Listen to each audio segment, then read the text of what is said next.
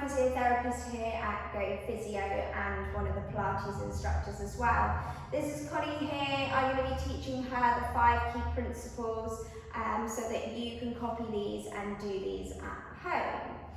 So to start with, Connie is laid in our Pilates rest position here. That's with our knees bent, laid on our back with a small little head block underneath our head and our arms down by our side. So this is where we'll start a lot of our Pilates based exercises from when we are on the mat. Number 1 key principle for our Pilates work is our breathing. So when we're breathing in Pilates, we're always thinking about breathing outwards into our rib cage and what we call lateral breathing. So no breathing into our tummies because we don't want to disrupt all of that good work that we're doing. So we're breathing outwards. So in Connie, I would place my hands on the side here. Connie, can you breathe into my hands? And then breathe out. And breathe in. And breathe out. Lovely. And for you at home, if you want to be able to feel what is happening there and make sure that you're breathing into those outside parts of the rib cage there, Connie's going to wrap her arms around so that either hand is wrapped around the bases of the rib cage there. Connie's then going to take a breath in, thinking about breathing out into those hands and then allowing things to relax. Good.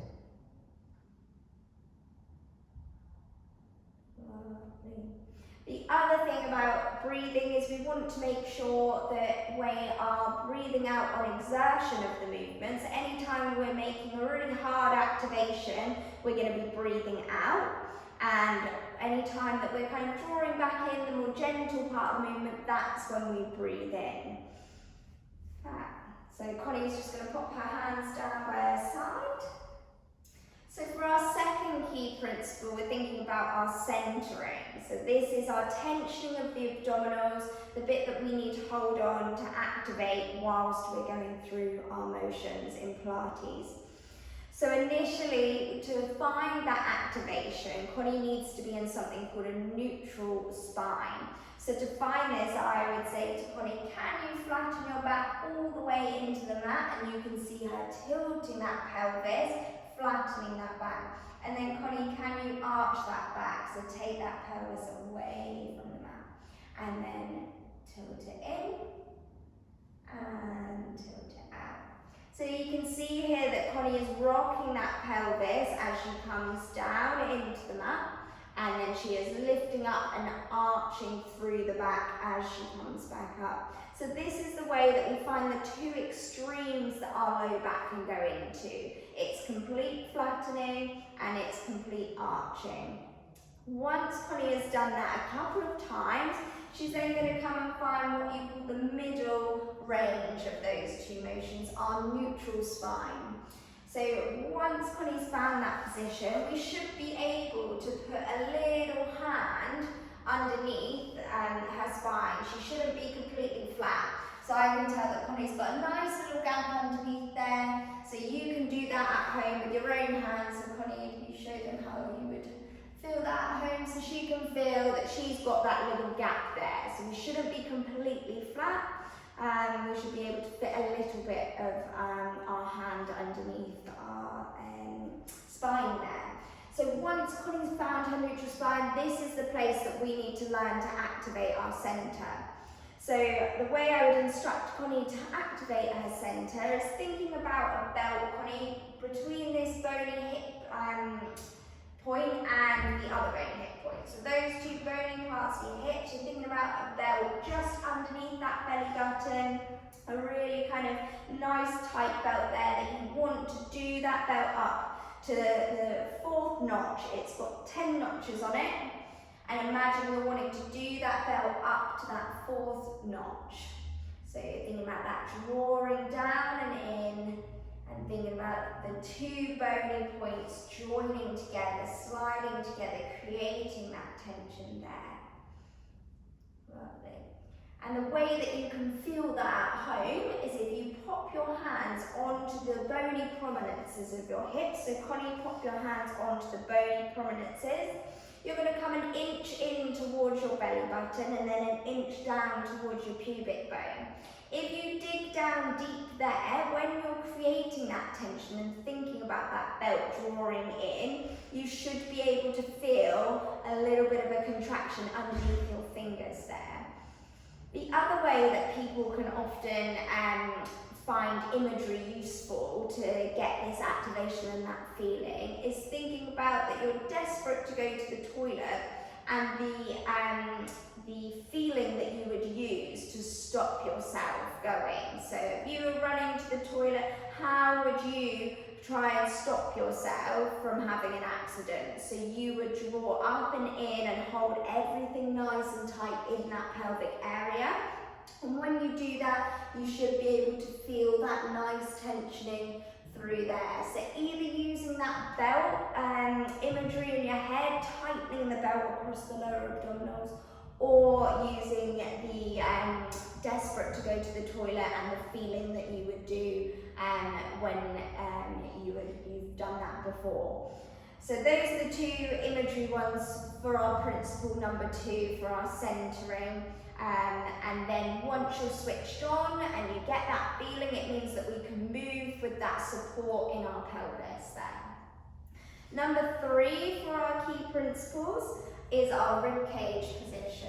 So even though we're breathing into that ribcage and it will be moving outwards, we're thinking about the ribcage sinking into the mat there. So you're thinking about connecting it down to the mat, letting it sink in.